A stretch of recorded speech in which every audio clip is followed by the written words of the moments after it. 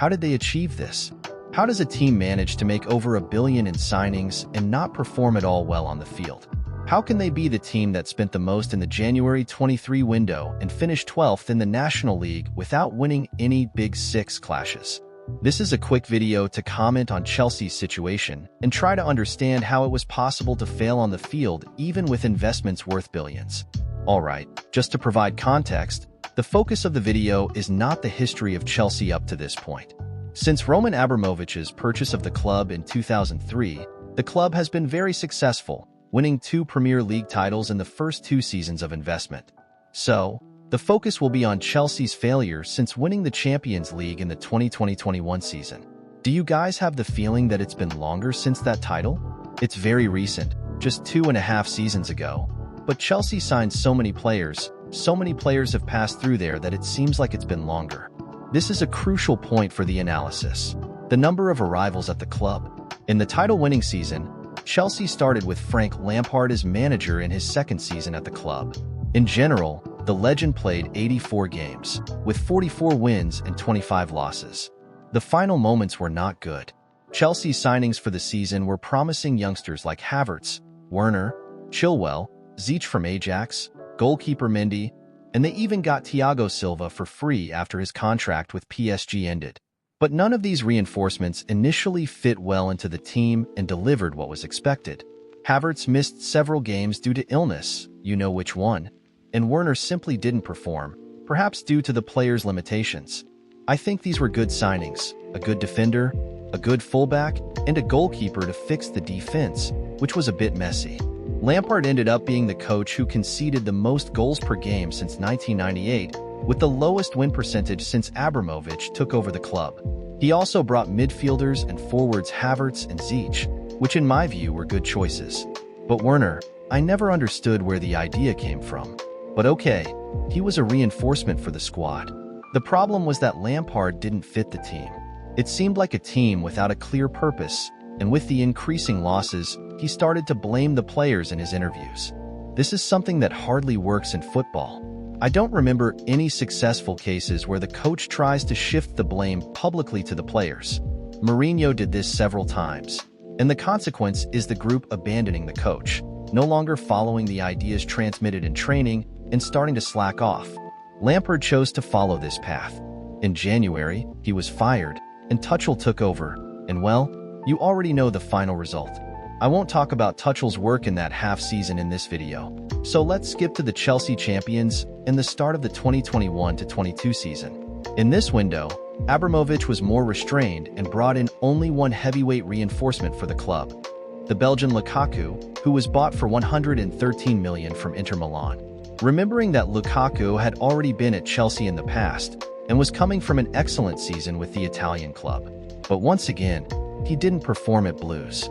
Despite that, Tuchel had a good season, taking the team to the Champions League quarterfinals, losing to the eventual champions, Real Madrid, and finishing third in the Premier League. And remember that in the previous season, in addition to taking over the team mid-season and winning the Champions League, Tuchel also jumped from 9th position left by Lampard to 4th. But then, in February 2022, the episode you already know happened, and due to Abramovich's alleged connections with the ice-cold cavalry, he was forced to sell Chelsea, which would now be transferred to an investment group led by Todd Boehly, an American businessman. This transaction took place on May 6, 2022, very close to the end of the season, and Todd's plans went against what had been established up to that point. On September 7, 2022, Tuchel's dismissal was announced, which caught many people by surprise, even though the day before, the team had lost the first round of the Champions League to Dinamo Zagreb. In the Premier League, they weren't doing badly. They were in 6th place and had just won against West Ham. At first, there wasn't much news about the reason for Tuchel's break with Todd, but the following day, Chelsea already announced Graham Potter, who had been at Brighton for 3 years and was doing a good job. In a second moment, what came out in the media was that a possible disagreement between the coach and the new owner had occurred, and now turning on the gossip mode, I found a Daily Mail article with information about this case. Apparently, Tuchel's marriage wasn't going well, and he ended up divorcing his wife. And no, we're not going to analyze any of this. It's just the context for the case since the wife had an email whose content would explain Tuchel's departure. The basis of the message would be a real disagreement between Tuchel and the new owner. And there was also a story that the players were no longer respecting Tuchel due to some personal behaviors, and this might not even be related to his work on the field, as it was with Lampard. But rather, the players started to disrespect Tuchel due to some personal behaviors and unexpected actions from the German. Well, Tuchel filed a court order to prevent this message from being exposed to the public, and according to this article, the former owner of Crystal Palace said that the reason Todd Boehly fired Tuchel would leave people wide-eyed.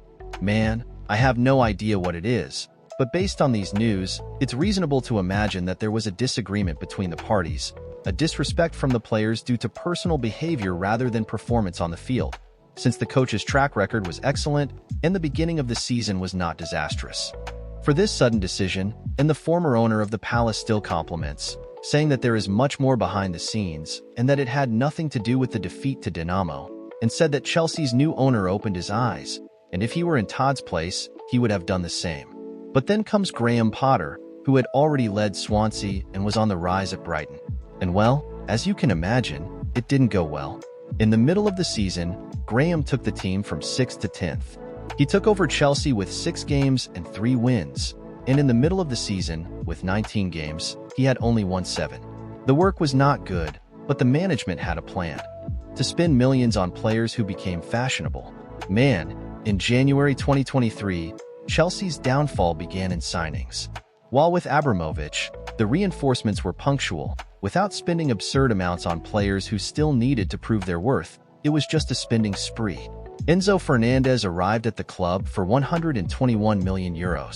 Man, sorry, the World Cup is the best sporting event, the most anticipated, at least in terms of entertainment, and I believe that for a good part of the players, it's also highly anticipated. But one thing is certain. The World Cup hypes many ordinary players, overvalues them, turning them into superstars. There are several examples in history, and Renzo Fernandez is a recent one. He had a good World Cup. You could even say it was a great World Cup, but his participation was highly valued. Man, he won the Young Player Award and everything, which was well-deserved, but the way the media hyped this guy, my God. It's not that he's mediocre or bad, he's good, but 121 million? But okay. Then Mudryk arrived for 70 million, which is also a large amount for a player who is not yet established, but he has potential. You can question the high value, but he can still benefit the club. Joao Felix on loan. Anyway, the club opened the coffers and signed a lot. But there was a coach who was not respected by the group, something that became a joke at Chelsea. This time it wasn't because of personal issues. The players didn't respect Graham Potter for his on-field ideas either. According to reports from UK portals, the players referred to him as Harry or Hogwarts, making a derogatory reference to Graham's name and how he worked. One of the reasons that could be used as an example of the cause for this abandonment of Potter by the players were some of his somewhat unusual attitudes, let's say, like fielding Ziyech for a match in the starting lineup when he was very close to transferring to PSG in less than 3 days, and it only fell through due to a contractual problem and being at the end of the transfer window, and also fielding Joao Felix as a starter less than 24 hours after his arrival without even seeing the team train with him. How do you field a guy who was about to leave the club, who clearly didn't want to stay there, and leave players who trained since preseason and played half of it on the bench for a guy who just arrived and didn't even have a sequence of training? In this case, I have to agree that Potter did some magic to dry up his popularity with the group of players. Results on the field weren't coming, so on April 2nd, 2023, Graham was removed from his position, leaving Chelsea in 11th place, 7 points behind Liverpool, who at the time had a spot in the Champions League. And keep this number of points in mind. It will be relevant in the end. With the Wizards' dismissal, Chelsea needed someone to plug the hole and wait for the next window to bring in a new name. And who was chosen? Frank Lampard, the same one who had done a bad job and was not respected by the group. Man, I really wanted to be in the meetings where things like this are decided to see how these guys come to this logic. They brought Lampard back as an interim until the end of the season, and he ended his tenure with 1 win, 2 draws, and 8 losses in 11 games. Just 1 win, man. It's just a joke. It can't be real. And remember Chelsea, 7 points behind Liverpool? Well, Lampard ended his work being 23 points behind the Reds, 23. So by now, I think you've understood everything that happened with Chelsea. The sequence of more decisions, inexperienced coaches who were not ready to take on such a mess of a club, the turbulent exit of the only recent coach who had the players' respect on the field, and the players themselves slacking off, many under pressure, especially because of the high values invested in them. But it's not their fault. They didn't ask to be signed for high amounts, but it does generate more pressure, undoubtedly, and affects their emotions. But there's still more.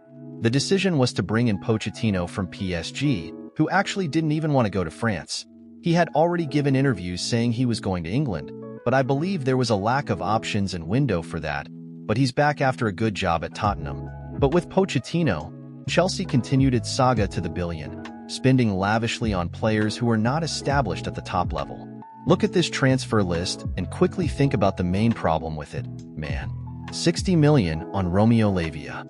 He's a promising young player, of course, but 19 years old and having made another signing for the same position, even more expensive, doesn't make much sense. And what about Moises Caicedo? 116 million. Man, that's too much. The World Cup is too much indeed. How can a club think, plan, analyze data, follow scouting work, and spend 116 million on Moises Caicedo? Man, he's not a 116 million player. He was more expensive than Bellingham. Bellingham is a player worth even more than the 103 real paid.